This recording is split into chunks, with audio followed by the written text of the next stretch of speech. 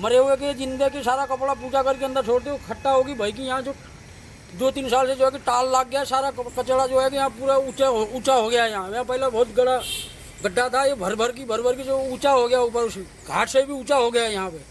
हिंदू धर्म में मूर्तियों का प्रचलन है। पत्थर की मूर्तियों को हम भगवान के रूप में पूजते हैं। प्रकृति के हर तत्व में हमने भगवान का वास माना है। इसी कारण जल, थल, आकाश और अग्नि को हमने भगवान के रूप में पूजा भी है। नदियों को हमने मां का दर्जा दिया है। भारत की ज्यादातर नदियों के नाम भी महिलाओं के नाम पर ही हैं। लेकिन आज के समय में हम अपनी मां और भगवान का अपमान बड़ी खुशी खुशी कर रहे हैं। आप सोच रहे होंगे कि ऐसा हम कैसे कर रहे हैं, तो आइए मैं आपको दिखाता हूं। यह गंगा नदी है, वही गंगा जिसे हम और आप मां कहते हैं। दुनिया की सबसे पवित्र नदी है गंगा। गंगा जल को अमृत माना गया है। आप या हम जब कभी भी हरिद्वार जाते हैं या किसी भी गंगा के तट पर जाते हैं तो गंगा में आस्था की डुबकी जरूर लगाते हैं।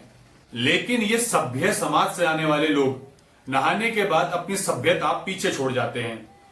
इन कपड़ों को लोग या तो गंगा के किनारे छोड़ देते हैं या गंगा में बहा देते हैं। जो कपड़े गंगा के किनारे रहते हैं वो भी बहकर गंगा में चले जाते हैं। हैरानी की बात तो यह है कि बच्चों के डायपर तक गंगा में फेंक दिए जाते हैं। लोग अपने पुराने बैग भी गंगा में फेंकते हैं। फिर इन्हीं बैगों को पकड़कर बच्चे इसका लोहा निकालकर बेच देते हैं। धार्मिक किताबें, पोस्टर और कैलेंडर आदि भी गंगा में बहाए जाते हैं। नई चड्डी पहनने के बाद उसका रैपर और पुरानी चड्डी अपने साथ ले जाने की भी लोगों को फुर्सत नहीं होती। महिलाएं तो अपनी साड़ियों तक को गंगा में बहा देती हैं। करोड़ों लोगों द्वारा गंगा में फेंका जाने वाला ये कपड़ा नदी के तल में जमा हो जाता है। ये कपड़ा आमतौर पर दिखता नहीं है, लेकिन जब हरिद्वार में गंगा सफाई के लिए गंगा के पानी को रोका जाता है तब लोगों की आस्था का सच्चा रूप निकलकर सामने आता है। यहाँ पर गंगा में इतना कचरा क्यों है? ये है कि जो गंगा जो है कि डैम की वजह से पीछे की जो हरकी पौड़ी के जो कपड़े छोड़ते हैं लोग, सारा जो मरे हुए के जिंदे के सारा कपड़ा पूजा करके अंदर छोड़ते हो, खट्टा होगी भाई की यहाँ जो 2-3 साल से जो है कि टाल लग गया, सारा कचरा जो है कि यहाँ पूरा ऊंचा हो गया है। यहाँ पहले बहुत गड्ढा था, ये भर भर की जो ऊंचा हो गया, ऊपर उस घाट से भी ऊंचा हो गया है। यहाँ पे जो है कि जब से जेसीबी डंपर से उठाएगा नहीं, जब तक जो है कि ये साफ नहीं हो चुका। हाथ से खींचने से तो खींचा ही नहीं जा रहा, इतना मट्टी भरा हुआ, कचरा भरा हुआ है इसमें। कब से सफाई नहीं हुई यहाँ पे? 2-3 साल से यहाँ से कचरा उठा ही नहीं है, बिल्कुल भी नहीं उठा है। जो है कि यहाँ नीचे दबा पड़ा सारा। आप साफ कर रहे हैं ना यहाँ पे खुद पे? मैं खुद अभी इतना थोड़ा बहुत निकाला, अभी कल उधर निकाला, थोड़ा लग रहा है कि 1-2 आदमी से यहाँ क्या होना है। अभी बीच में 8-10 आदमी इधर नगर पालिका भी आए थे, वो थोड़ा सा निकल पाया, निकल ही नहीं रहा इसमें। इतना कचरा जब से जेसीबी मशीन और डंपर भर के बाहर डालेगा जब तक नहीं निकल पाएगा ये। आपको लगता है कोई सरकार या कोई गंगा साफ करने के लिए काम कर रहे हैं जैसा दिख रहा है उसे देख के? कि साफ लोग आ तो रहे, आ रहे, अंदर कोई कर्मचारी तो घुस ही नहीं रहा साफ करने के लिए, सब ऐसे ही पड़ा हुआ है। अच्छा, मतलब गंगा में कोई नहीं उतरा गंदगी देख के? गंदगी देखी कोई उसने, ऊपर देखी बाहर ही निकल जा रहे, अंदर से खींच कोई नहीं रहा, बाहर निकल नहीं रहा कोई। आ तो रहे नगर पालिका के लोग, बाबू लोग आते, थोड़ा बहुत खींचने जाते, खींचा ही नहीं जा रहा तो बाहर आ जा रहे हो। कई एनजीओ वाले भी आते हैं घाट पे साफ सफाई करने के, वो लोग सफाई नहीं करते हैं? अरे वो अंदर से कोई नहीं निकाले, जो बाहर निकला हुआ कपड़ा होगा उसको इधर से उधर उठा के रख दिया, फोटो खींच दिया, चल दिया। मतलब केवल फोटो खिंचवाने आते हैं ज्यादातर लोग? हर कोई फोटो खिंचवाने आता है, कोई निकालना थोड़ी आता है यहाँ। और ये बाहर से जो यात्री आते हैं ये क्या करते हैं यहाँ ये पे? बाहर जाएगा, जो स्नान किया, पुराना कपड़ा जो है कि नहाया, जूते चप्पल कपड़े सब गंगा में डाल देते, सारे के सारे सारा पुराना कपड़ा गंगा में छोड़ देते। जो बाहर से यात्री आते तो जूते चप्पल तक छोड़ देते, कोई सुनता ही नहीं है, बोलो तो लड़ने को लागते।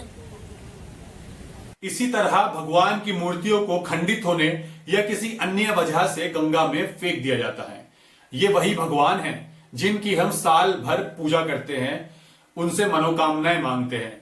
लेकिन उन मूर्तियों का बाद में क्या हाल होता है ये आप खुद देख लीजिए। इस समय हरिद्वार में गंगा का पानी रोका गया है। यहां दूर दूर तक नदी के तल में कपड़े की कई फीट मोटी लेयर जमी हुई है। यही कपड़ा पानी को प्रदूषित भी करता है। जिन भगवानों को हम पूजते हैं ये वही भगवान हैं जो नदी के तल में जमे कूड़े के बीच है। इसे आस्था कहें या अंधविश्वास, ये तो आप ही डिसाइड करें।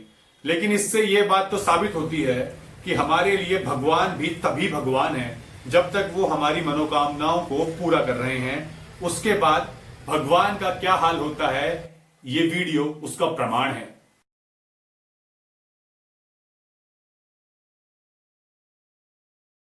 इस वीडियो में केवल श्रद्धालुओं और यात्रियों द्वारा गंगा में फैलाए गए कचरे की बात की गई है। उद्योगों और सीवर से निकलने वाला जहरीला और केमिकल युक्त कचरा तो अलग है। हमें गंगा को साफ रखने के लिए इन अंधविश्वासों से बचना होगा। अपने शरीर की गंदगी और पुराने कपड़ों को गंगा में ना डालें। हमारी 70 सालों से गंगा पर 20,000 करोड़ से ज्यादा रुपए खर्च करने वाली सरकारों को समझना होगा कि घाटों का निर्माण करके और घाटों की सफाई करके गंगा को साफ नहीं किया जा सकता। गंगा को साफ रखने के लिए फाइलों से बाहर निकलकर काम करने की जरूरत है। इसके अलावा जब कभी कोई पंडित पुजारी आपको किसी भी प्रकार की धार्मिक या पूजा की सामग्री को गंगा में बहाने के लिए कहता है तो उसे गंगा में ना बहाएं, क्योंकि इससे गंगा में प्रदूषण बढ़ रहा है। गंगा में बहाने की बजाय आप इसे मिट्टी में गड्ढा खोदकर उसमें डालें और उसके ऊपर से गंगा जल डाल दें। जितना गंगा जल आप डालना चाहे आप उतना गंगा जल डाल सकते हैं। ऐसा इसलिए कह रहा हूं क्योंकि अंधविश्वास और विश्वास में केवल अंध शब्द का फर्क होता है और यही अंध शब्द आगे चलकर बहुत बड़ी समस्या का कारण बन सकता है। इसलिए अपनी मां और भगवान के सम्मान की रक्षा करने की जिम्मेदारी हमारी है। गंगा को फ्लोटिंग डस्टबिन ना समझें और अपने साथ लाया कूड़ा अपने साथ ही ले जाएं या डस्टबिन में ही डालें। यदि आपको मेरा ये वीडियो पसंद आया हो तो वीडियो को लाइक और शेयर जरूर करें ताकि लोग ज्यादा से ज्यादा जागरूक हो सकें, और चैनल को सब्सक्राइब करना ना भूलें ताकि इसी तरह की वीडियो हम आप तक लाते रहें। धन्यवाद।